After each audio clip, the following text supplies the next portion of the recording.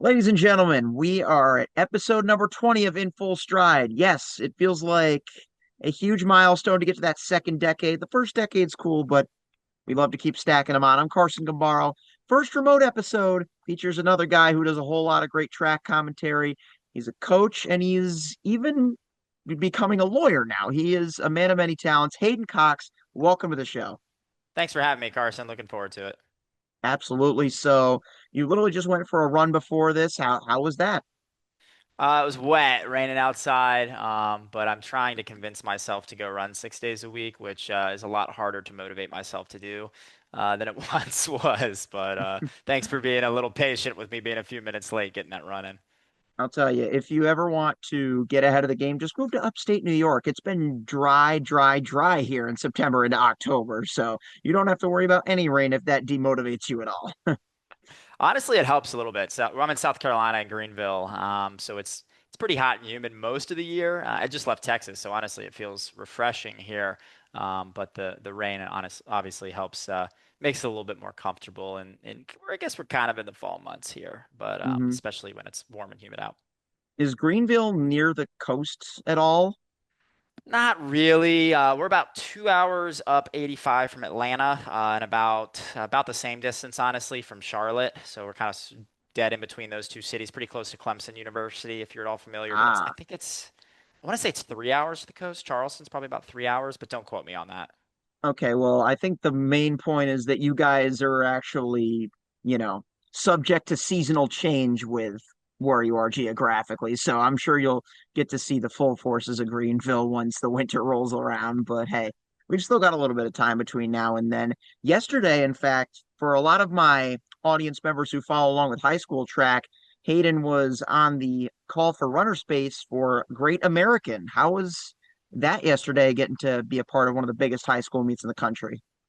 That was super fun. I was alongside Trevor Fulkerson, who is just so good and has such a great voice for track and field and such a great passion for it. So always nice kind of being with him, especially on the cross country side of things. He didn't run cross country; he was a multi-athlete. So we always get some fun conversations, a little back and forth between us, and then of course doing a race like Wake Med, a course like Wake Med, I should say, that I've actually run and coached on a couple times really helps. I guess me feel like I can put myself in the athlete's shoes because I was a little bit behind where their shoes are. The guys and gals that were competing yesterday are a good bit quicker than I was, but I kind of have a sense of how that course goes, how it feels, and try to describe that experience to folks who are watching from home and give them a sense of what that course is like and the unique challenges it presents. Yeah, definitely. And that's huge in cross country. I know I've done solo commentary for cross country and I was never a cross country runner. So, as much as I can give general geographic descriptions of courses, having run them, having actually raced and experienced the highs and lows of them, I think from an analytic perspective, because Trevor was on lead play by play and you were on color, that's the important stuff that I think really helped add to the races when I was watching them back yesterday. So, kudos to you there. Thanks. And obviously, it helps when the athletes are kicking tail. It makes my job a little bit easier when what they're doing is intrinsically exciting, and I just have to not mess it up while they're doing all the hard work. Yeah, I mean it can be a lot of pressure sometimes, but you can easily, I think, match that with excitement. Speaking from my own experience, do you have any particular exciting memories on the mic where you've gotten to, really bring that energy out and combine it with all that analysis? Yeah, one of my favorite announcing events is the 10, which I've gotten to do a couple times, sound running. I think the 10,000 is such a unique distance in track and field. It's one of those that you really have to be kind of a distant sicko to really enjoy if you're staying up till it's on the West Coast. So if you're on the East Coast watching that, it's usually at about 1 a.m. If you're staying up and watching that live, like you are a true fan of the sport.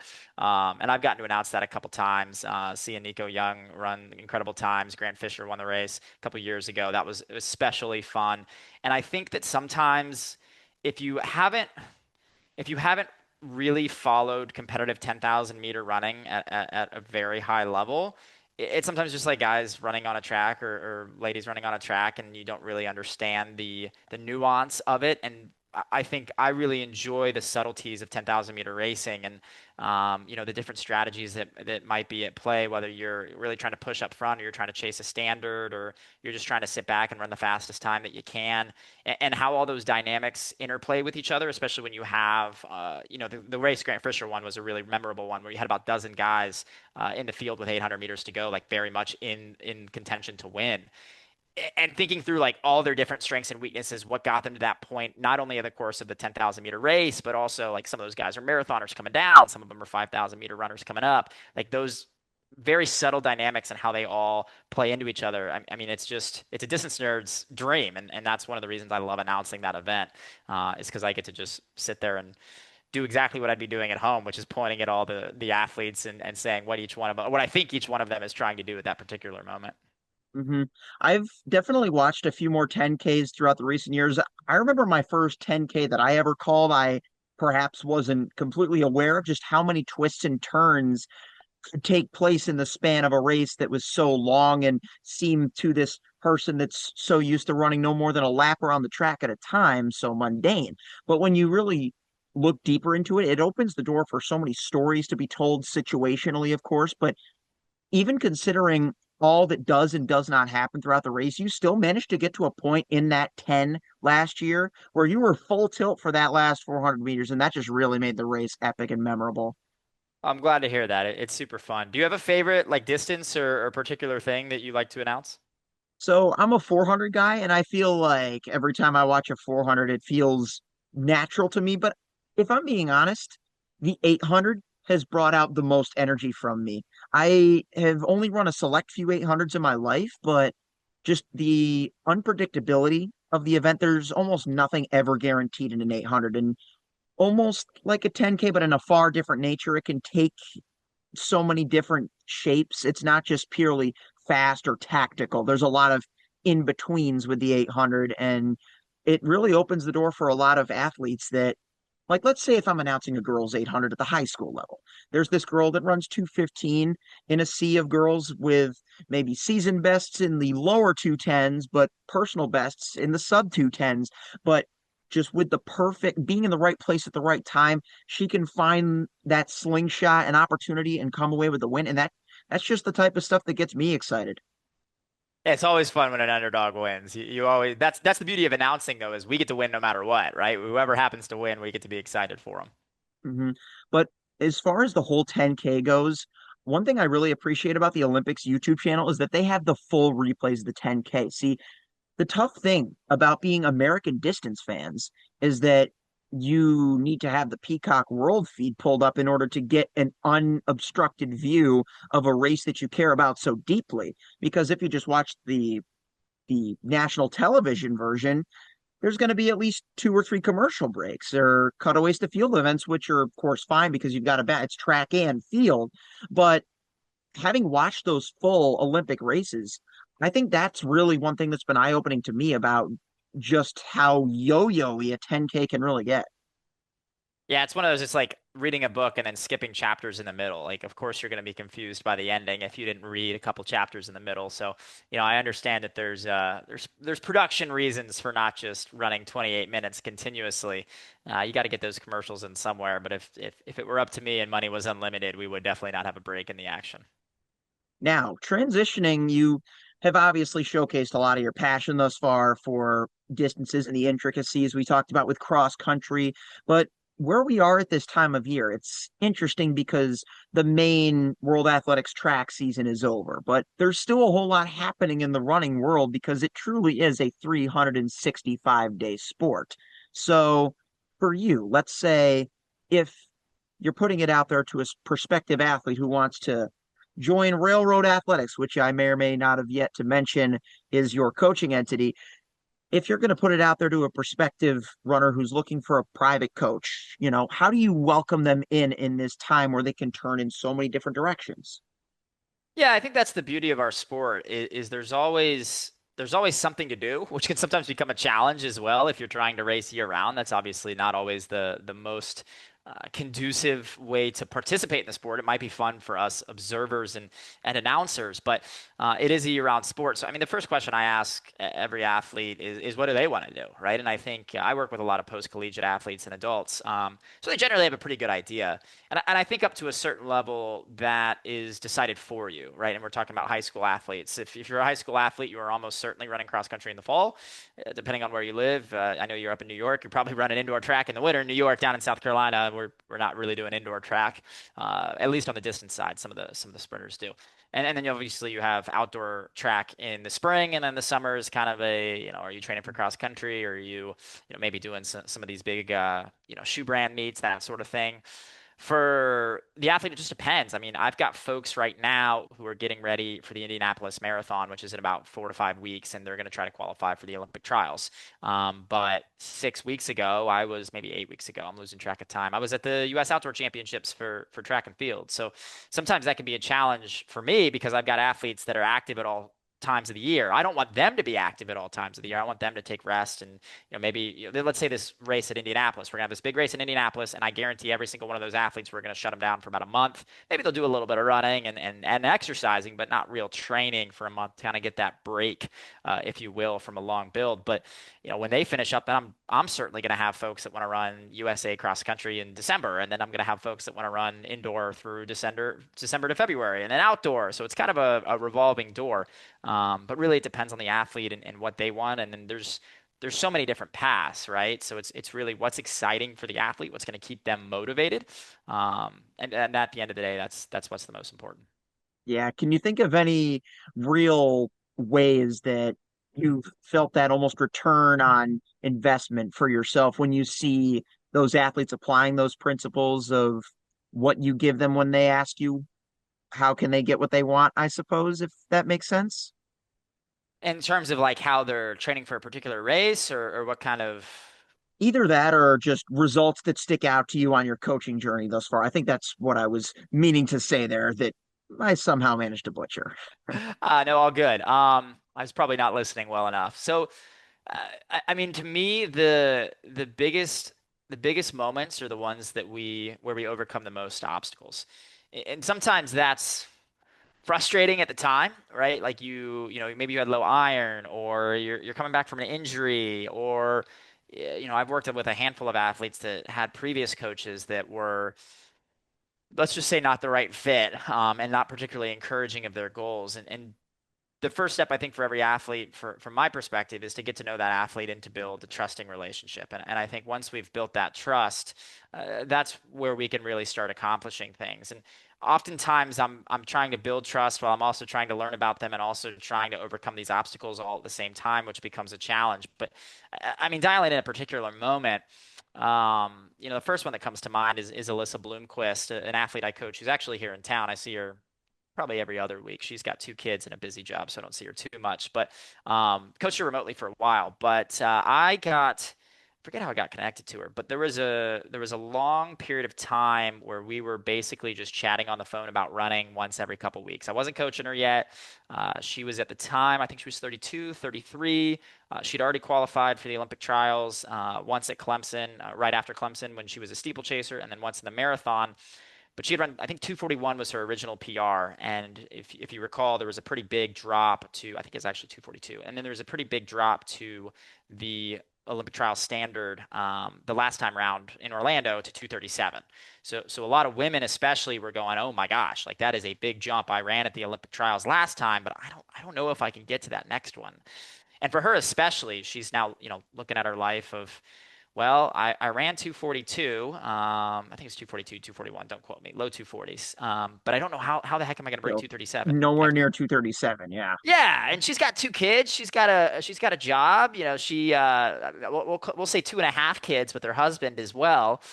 She's really busy, and how to get to that 237 was a big challenge. So we kind of went back and forth, and we kind of talked about how she needed to train. She couldn't run more than 60 miles a week. She just didn't have time for it. Which, if you're new to running, that probably sounds like a lot, but the scale of Olympic trials women, most of them are running, 80 plus, sometimes well over 100, depending on the athlete. So how are we going to improve running less and being able to do less? And I just really tried to be intentional with her training and make sure everything we did had a purpose, and things were going really well. And then like I want to say 6 weeks before her trials attempt, where we thought she was in great shape, she got attacked by an owl on a run, which was like the most random What? thing. And we'd overcome, childcare, logistical issues. We'd overcome, how to get the race scheduled in her work calendar so she could get the right amount of days off, like that sort of thing. And then next thing you know, she's getting attacked to an owl. So I remember one night just like going out for a walk and thinking, what am I gonna do with this woman? Like, Oh my she's God. so talented and she's so driven and she's so ambitious, but she keeps having all these like random things that are outside of her control. Moral of the It's like story, the Devin Allen effect almost. yeah, it's like you just can't. Things could line up. Um, but we decided to go to the race, and I had a lot of confidence in her fitness, and I'm trying to give her that, and she's kind of doubting herself, trying to figure out if she can do it. And sure enough, she runs 236 mid and gets that OTQ standard. And I remember looking at her at the last mile, like maybe a mile from the finish, and she's got that kind of glossy look in her eyes as you can only have after 25 miles. And I go, you gotta go. If you want OTQ, you gotta go. And she just turned it on and crushed the last mile. And there's a photo of her crossing the finish line. It's just like the most magical photo. You could just see in that moment all she overcame to make that happen. And it was a really cool experience to help her do that. Yeah, that's just really full circle right there, just considering where she came from in the 240s and all that happened in between. Even if none of that happened in between, it would have still been an impressive and awe-inspiring story. But that's just what makes running one of the realest sports ever, just how closely intertwined it can become with life. Because let's face it, there's not a whole lot of financial certainty that happens with the sport if you really want to take it to the highest level. But the most driven athletes are the ones that find a way. And just for you, how does it feel to know that you can be one of those people that can help athletes find that way? That's the favorite thing that I do in a day is basically help problem solve. Because you're right. I mean, everybody that I work with, if you're trying to compete as an adult, whether that's Alyssa trying to qualify for the Olympic trials, or I've got a handful of folks that are trying to place in their age group or run a PR or run a new distance, you're a very driven person. And sometimes it's just so, I think it's so helpful to have somebody in your corner, regardless of who it is, who's going to be able to give you that word of encouragement or help you, maybe something bad happens and they kind of tell you it's not as bad as you think it is in that moment, right? To get a little bit of perspective. And that's a really tough thing to have, especially when you're the one in that moment experiencing those emotions. But from the outside point of view, I can kind of see it maybe a little bit differently just because I'm not in that moment and not experiencing it. But it's incredibly gratifying when athletes are able to be, to get through that and find success and, however they define that, whether it's, hey, I finished this race. I didn't think I was going to be able to finish this race that I was training for. And, I got hurt or got busy with work or something came up that just got in the way. And sometimes it's just finishing the thing that you set your mind to can really give us just a great sense of self-confidence. And we can apply that to everything outside of running as well. Now, with what you're doing, obviously, again, to reiterate, there's a lot of passion behind it, but I'm really curious as to the why, right? And I feel like you can connect that to your athletics career. Do you have any moments where you felt that sense of self-fulfillment that made you want to give that back to others like you do now? Yeah, I think kind of two things play into my love for the sport. Overarching both of them is I had a fantastic high school coach, Mike Morris, who's now at Chattahoochee High School in Georgia, was just so involved in all of our athletic experiences and so interested in us as young people when we were in high school and really showed me what coaching can be, not just from a I think a lot of people think about coaching as like how do you write training or what's your philosophy on threshold work, but Coach Morris really showed me that it's about the people, it's about the relationship. And if you really invest in people, then that's what you can, really everything starts there. But I guess those two experiences that you're talking about, one of them is I was not I was never the best runner on my team. I had a little bit of talent, and I worked extremely hard, especially in high school. But not even in high school was I ever the best runner on our team. I remember region cross country championships my senior year. Like team captain, and I'm the fifth guy on the team. Four guys in front of me, and one guy, a good buddy of mine, who's literally breathing down my neck at the finish line.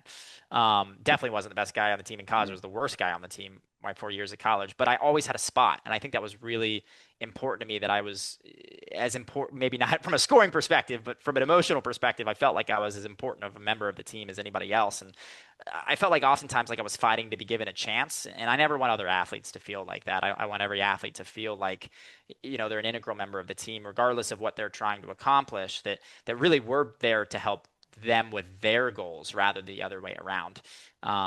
But you mentioned that overcoming of adversity. My senior year cross country, going into that, our team was completely unranked. We weren't supposed to get out of the region. Two teams out of the region make state. There were, I think, 8 teams in the region. We were like fifth or sixth going in, and we just completely out of delusion said, we're going to make state. Coach, what do we need to do to make state? And he's like, well, you guys probably need to start running a little bit more. You need to do strength after practice. Like basically gave us a list of things to do. And myself and two of the other seniors who ended up running along in college in the same conference as me basically sat down and were like, okay, we're gonna do this. And we every single day, all season long, did everything coach told us to do on the list. And we won our region meet and we made state and ended up getting third at the state meet, a meet that we weren't even supposed to make. And to me, that just demonstrated, hey, if I do what I'm supposed to do it every single day and bring people along with me because obviously you can't do well cross country by you can't do it's a team sport, and I mean it is an individual sport in a way, but that was a team sport for us in terms of how we were approaching it. And to stand on the podium at state, even though we were not first or not second, we had the biggest smiles on our faces because we knew we shouldn't have been there in the first place, but we knew all the hard work that it took to get there. Yeah, and that's just one of those cathartic memories, even if getting to state and placing at state isn't currently manifesting in a professional athletics career for you as a runner, that's still something that sticks with you and serves as that foundation for what railroad athletics is now. But I'm curious because you do it mostly remotely. Of course, like you mentioned, you pay athletes visits at races, at meets, but throughout the in-between process, the coaching aspect of it, what are some of the challenges of doing it from afar when you can't directly observe how each and every athlete's workout or run goes? Yeah, that's a good question. And there certainly are some challenges there, but there's a lot of benefits too, especially with adult athletes who are generally working full time or, dealing with children or whatever it is that's in their life, whether it's social obligations or, moving for work. It's the flexibility, right? And I think it comes from it has to be trust. That has to happen for our coaching to be successful. There has to be trust between coach and the athlete. I think that's true, regardless of whether you're remote or in person, but it's certainly essential when you're remote.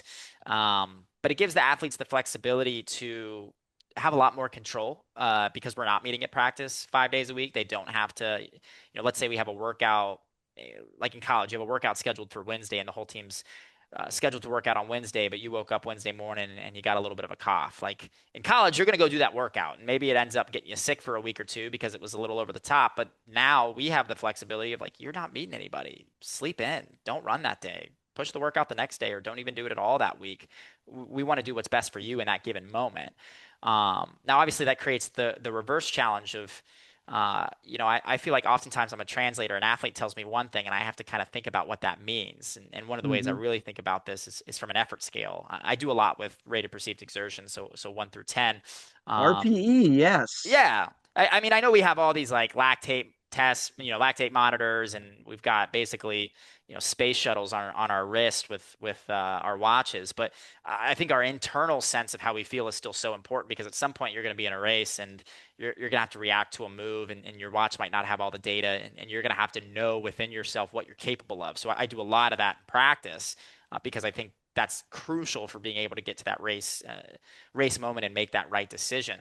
But that being said, like what your 7 out of 10 is and my 7 out of 10 might be completely different. I might say 7 out of 10 and I am like absolutely dying and, barely holding it together. You might say 7 out of 10 and it might be, kind of a little bit above an easy jog. So kind of getting a sense of that and what's the actual stimulus and what's the actual training load that an athlete's dealing with and trying to translate between, well, I know you ran this pace and I know you say that it felt this way, but what does that really mean in the grand scheme of how your body recovers? Because that's really what we're trying to figure out with every single stimulus we throw at an athlete is how long is it going to take for your body to recover from this and what do we need to do to help stimulate that recovery so that by the time we get to race day, you're in the best position possible to succeed.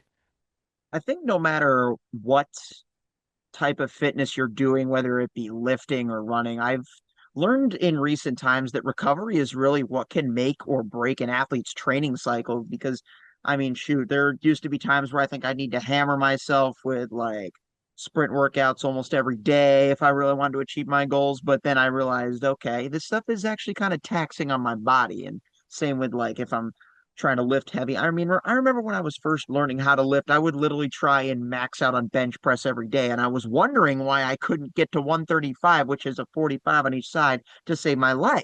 But it's, again, those things that you learn over time. And that's a really cool approach that you take. RPE, I've never really heard it applied outside of the lifting world, but it's really cool that it now applies, at least as you've opened my eyes to running as well.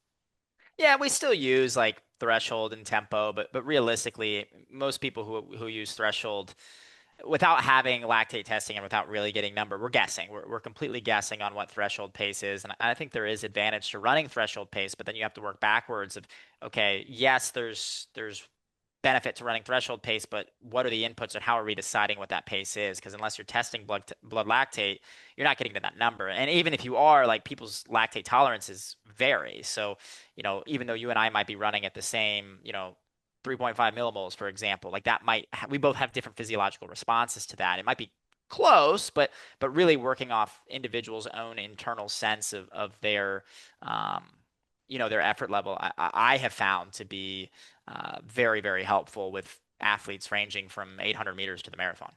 Hmm.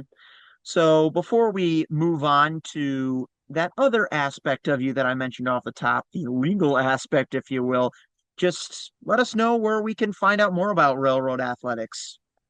Yeah, I think railroadathletics.com, we're redoing our website right now. I have no idea where we are in that process, to be completely blunt with you. I probably have an email that I need to answer. And then we stay up on Instagram You, as well. yeah, I was gonna say Um, you're working on the railroad. Yeah, well, I should be Yeah. I should be doing more with the marketing aspect, but unfortunately I mean not unfortunately, my main priority is always my athletes, right? So when I get extra time, then I start thinking about, okay, how does our website need to look or what's the messaging like? But I'm always going to pick up the phone and talk to an athlete before I try to like edit our website or something like that. If we were a really well-run business, we would do more with our marketing or our outward look on things. But our priority is and always will be our athletes and making sure that we're serving them the way that they deserve to be served, and that will always come first.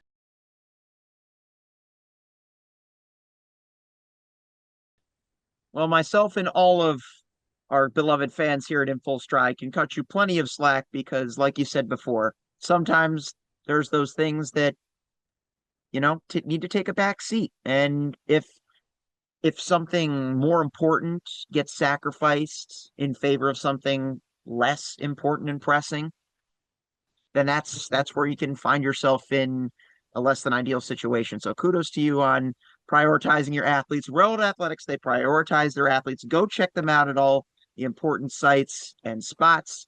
And now I found this out via LinkedIn. That's actually how we got in touch. Yes, I do use LinkedIn, guys, but you just got a job as an attorney. So, I mean, how did you arrive at that aspect of your life in addition to commentating and coaching? Yeah, in a way, running kind of got me there, funny enough. So I started Railroad Athletics in 2019. And I'm not sure how familiar folks are with this sort of thing, but I wanted to really do it the right way from a legal perspective as well. So that meant forming an LLC. I was in Georgia at the time, so it was in the state of Georgia, drafting an operating agreement and kind of thinking through from a government legal perspective, how does how does a company need to operate? Even though when we use the word company, we kind of laugh because it's technically we are a company, but I don't know. I don't really feel like one in a lot of different ways. It's basically me and my college roommate just talking to each other on the phone. But I was really fascinated with that process, and I realized as I was doing it that, excuse my French, but it's kind of a pain in the ass if you want to do things the right way. Like it doesn't make a lot of sense. It's really hard to find out. And unless you have done it before, like you're kind of guessing and swimming upstream and hoping for the best. But I really enjoyed figuring it out. So as I was doing it, I was like, I think I could kind of get into doing this for other people because there's so many folks that I know that have such cool ideas. Whether it's, I have a friend that started a cycling team. I have a friend that has a baked goods company. I have a friend that was like doing a little crafts company, but none of them were doing it as LLCs. They were just kind of selling it out of their house or on Instagram and not doing it the wrong way, but they weren't following any formalities that if they were to get a little bit bigger, that would really help protect them from a legal and liability perspective. So as I was doing that, I was like, I had thought about law school before, and that's kind of a long story, but um, in that time, I decided to get back to it and decided to apply to law school, take the LSAT, do all those things, and ended up getting accepted to the University of Texas. Went out there, and Austin's a really big entrepreneurship community. It's got its flaws, of course, but there are a lot of really smart people with great ideas in Austin. So I kind of got involved in that community, found myself into entrepreneurship and venture capital law in Austin, which was kind of a step up from my little tiny LLC that I formed myself in Georgia, and now I'm doing this for a lot more sophisticated and intelligent entities and growing from there. So I worked as an attorney in Austin for about a year. Kind of the whole time, though, I knew I wanted to be back in the Southeast. I went to school pretty close to where I live now, and there was a firm here that I worked for as basically a part-time intern running letters back and forth across town. And I really liked the people there, so I wanted to move back and work for people that I really appreciated and trusted and did work that I really admired. So long story short, that's how I ended up back here. Awesome. And you're kind of, are you in a position more where you're going to be representing individuals or collective entities like track clubs or just branching out to other sports? What sort of clientele have come your way thus far? I'd love to represent track clubs. That'd be super cool. I think I would be really well positioned to do that just because I kind of know both sides. I know the business side of, obviously running my own, coaching business and being involved in the track world, but also the legal aspect of it. Frankly, there's not a ton of overlap between my coaching hat and my lawyer hat. I'm a corporate attorney, so I do a lot of transactional work with most of my clients are small businesses. One of two things. They're either just starting. Sometimes that's an entrepreneur that I've worked with before in a different capacity, and they want to build their entity and give stocks to their friends and investors, or maybe they're going through a financing round and want to make sure they're doing that the right way. And once people start putting money in, that's generally where they want to bring lawyers in and make sure that everything's being done the right way and protecting folks' interest down the line. But yeah, a lot of folks in that regard, and then a lot of businesses that are small enough to not need constant, like they don't have an in-person in-house is the right word, but they don't have like an in-person counsel, so they're generally using, almost using us as part-time counsel of when they have a need that arises, whether they're hiring a new employee and need an employment agreement, or they're, bringing in a new investor, or they're something I worked on last week, like negotiating a licensing agreement for use of a certain intellectual property, piece of intellectual property. They're basically using us for that rather than necessarily having to pay somebody a full-time salary to sit at a desk in their office. They've got us who they can use when they need to use us, but have no ongoing commitment necessarily. So if they don't have legal work that arises, they don't need to pay for it. I don't know if I always struggle kind of explaining what I do in a legal space in the running space. Did I Yeah. sufficiently cover that? Yeah, and like you said, there's not a whole lot of overlap, and it's not just in the spheres of influence, but in the language, right? The terms that we runners use are far different than the terms that you lawyers use, I guess is the best way I could put it. But for you, though, I'm sure you saw some aspects of that Hayden that was starting 2019 Railroad Athletics, just trying to seek out all the formalities, learn more about them, figure them out. What are some of those aspects of yourself that you've seen in some of the people that you've served? Yeah, I think I think I had a lot of energy back then. I don't know if I have as much energy and creativity in 20 now that I did in 2019. I think the job I was working at the time was extremely boring and did not really stimulate my intellectual curiosity. So I was interested in a lot of different ideas, and I think that's something that I really admire with my clients generally is they're extremely creative people. They don't generally they don't generally take no for an answer in terms of if they want something to be done, they find a way to do it. And I think that's kind of what I did with Railroad is I wanted when I graduated from college, I wanted a coach who was invested in me and cared about me, but and knew their stuff, but was also someone that was going to be approachable and willing to work with somebody like me who was not a good runner and was never going to make a U.S. championships or anything like that. So that didn't really exist for me when I graduated, so I built it. Was the idea with Railroad anyway that everybody that graduates from college or at any point, I don't really care where you are in terms of your running journey, like you have a space with us and we care. Like we want you to be successful and we want you to have somebody that is as invested in your journey as you are. I think that's extremely important.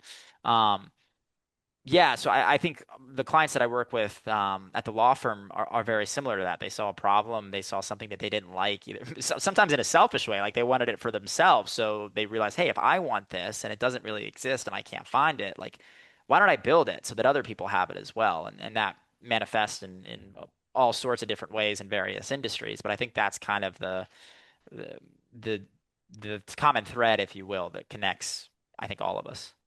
Yeah, definitely. And considering that you've got that self-started entity, you've got your job at the law firm now, what do you hope to build out of all that you're doing? We can keep commentary in that conversation. Long-term goals, man. Shoot away. Yeah, I like to find a way to marry the law side of my life with the track side of my life, and that's complicated for various reasons. Most of the legal work in the track and field space is really, frankly, safe sport investigations. There's a whole lot in that. Yeah. And then there's a lot in compliance, both for NCAA institutions, and I think that's going to change remarkably. We don't really have, it's kind of the Wild West right now, but I think as NIL starts taking shape and kind of giving, given more walls around it, we're going to see a lot more work that's needed there. And I hope that my experience as an athlete and working with athletes and the understanding of the running industry and how it functions and why things are the way that they are, even if I hate some of the ways that some things are, like I at least understand for the most part why some things are the way that they are. I think that helps give perspective and be able to provide effective counsel on the reverse. But frankly, there's not a lot of that right now. And that's something that uh, there are a small number of attorneys that do it and do it extremely well, and because they do such a great job, no one's really looking for new voices at that table. And I've kind of married it in a little bit of a way with USA Track and Field. So I volunteer on the Law and Legislation Committee. I'm the representative from the men's long distance running division, so I can apply some of my legal skills there. So I'm kind of on one table, I'm sitting and talking about how we're going to build championships and how we're going to build qualifiers and trying to provide some level of insight from a coach's perspective on how athletes might want to build their seasons. And then on the other side, I'm thinking about how USA Track and Field is run as an institution and how those documents work and basically how the committee, what the committees can do, what they can't do, how they need to do it from a procedural perspective, both to protect the people in USA Track and Field, but also from my perspective, and more importantly, and to protect the athletes. I think that's the most important thing. And how do we continue to invest in athletes in a sustainable way? So that's been the one way I've kind of been able to find a way to do that, but I want to continue doing more things like that. For sure. And it's obviously changing in other ways. We've seen other things like the enhanced games come. Fred Curley's already announced his intentions to go there. It's not a subject that I like to talk about a whole awful lot, but of course, when you consider the legality in track and field as two things that are pretty difficult to marry, I think just the whole, yeah, does that fall into the safe sport umbrella, the whole doping thing, or Not safe sport, really. I mean, there is a lot of work I in guess that's one thing that anti-doping. I was curious about. Yeah, Yeah, I mean, there you have a very interesting divide in between what the law is and what the ethics are, and I think that's something that our sport can do a much better job of. I think there's much to be desired between the robustness of our rules and then how those rules actually occur in action. I think this was a really heavily um, discussed topic around Shelby Houlihan regarding whether she was given a fair shake for, as Yeah. everybody should be innocent until proven guilty. I think that's just a hallmark of the United States justice system that I hope continues to be one. I don't know if it's always the case in our sport. We sometimes, if there's a hint of doping, people just Yeah. assume that you should be banned for life, and there's really no other. That's a really I think that's an interesting thing because there's no other context in which we think that. If let's say, Carson, you went and I know you would never do this, you're a good person, but let's say you went and stole $100 from a store in your community and you got Yeah. arrested and That put would in be the end jail of for In Full Stride. I hope not, and I hope you Yeah. wouldn't do that, but I'd have to you pass the torch to somebody good. but But point yeah. being is like people wouldn't like that, but no one would say, well, Carson can never have a job for the rest of his life. Like Right. we want him gone. We never want to see him. We never want to talk to him. But doping is a different thing because we look at it as, well, running is a privilege and being a part of the sport is a privilege.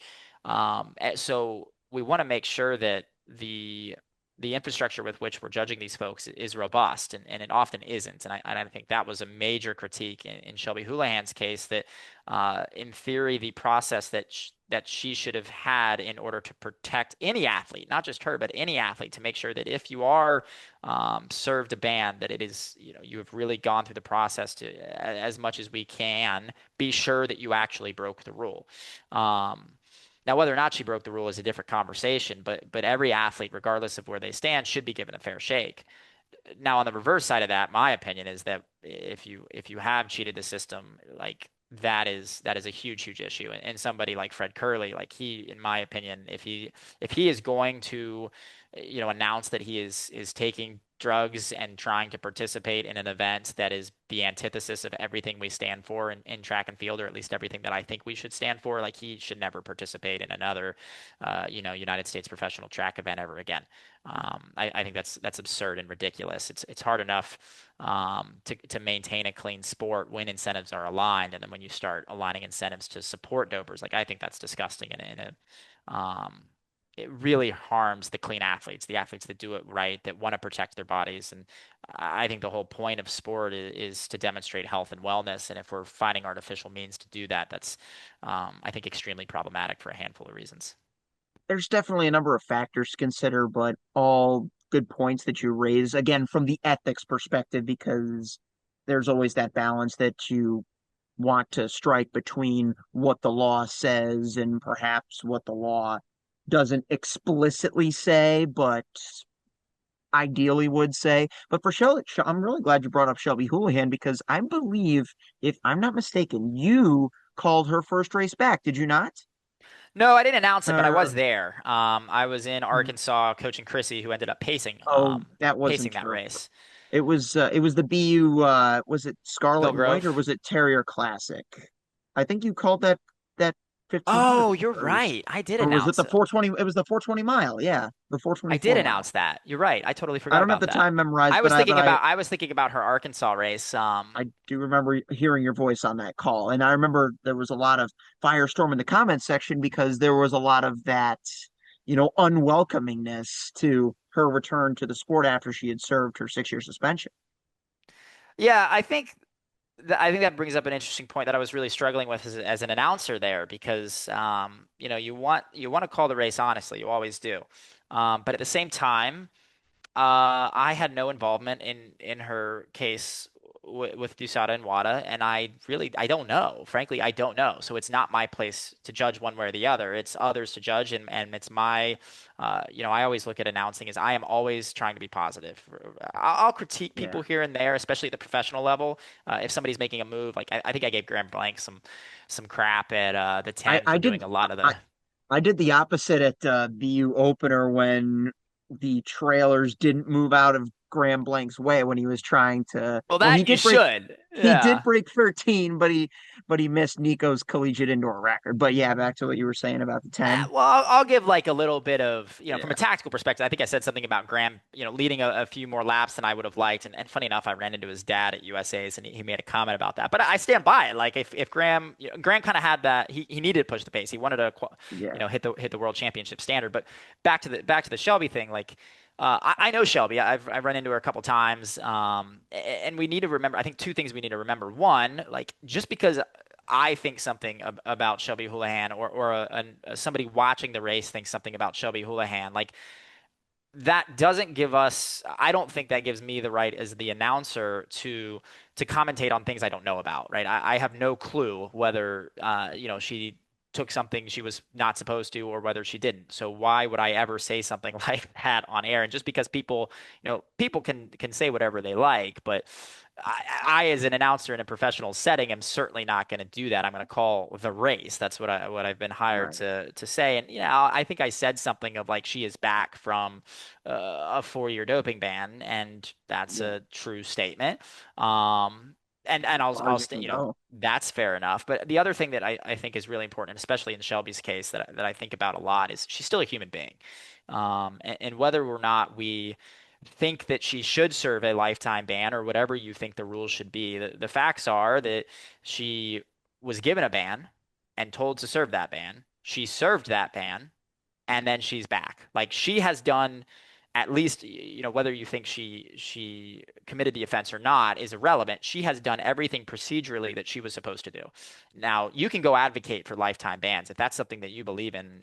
That's great. Go do that. But don't take it out like giving Shelby Houlihan, who is a human being and is a woman trying to earn her living at the thing that she is extremely good at. Like it really frustrates me when people take that out on individuals. Now, if you want to not root for her, totally, that's your right. You don't need to be a fan of hers. But Yeah. yeah, I get really frustrated with the it's kind of online, let's call it online bullying when people, and I'm one of those people who know absolutely nothing about the actual circumstances, but where I'll stop is I won't make, at least I'll try not to make comments on things that I don't know about. And And maybe that's I've a made some yeah. comments to that effect today. Hopefully And not, but and maybe I have too, but I think it's just always good to have those reminders of staying impartial. And I think you did a good job of that in that instance. But of course, that can probably translate as well to the courtroom whenever you need to make the most direct interpretation possible of what the law states. It's so tough though, because with this environment that we're in, people can literally do everything in their power and somehow mishear factual statements like those that you just said about having Shelby having served that 6-year ban and et cetera, et cetera. And that's just the tough part about where we are. But just what motivates you to try and keep being an advocate for clarity and transparency through all the murkiness in the sport?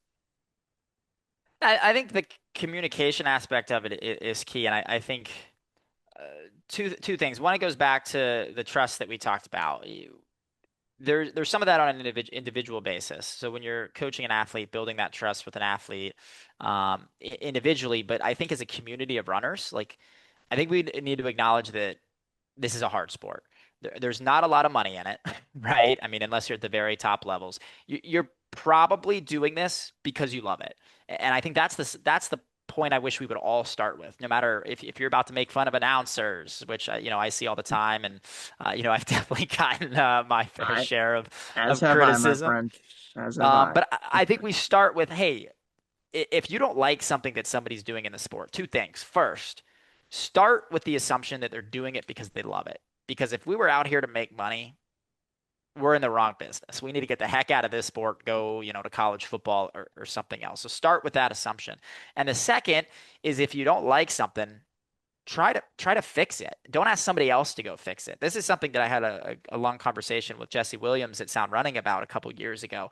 Somebody I admire immensely in the sport. He was like, there's not like meets in the United States have become, a little bit of the time trials. They haven't really gotten cool. Like there's still like these collegiate meets, and you don't really have a professional season that's cool for especially distance runners. And I think that's something that people have complained about for a really long time.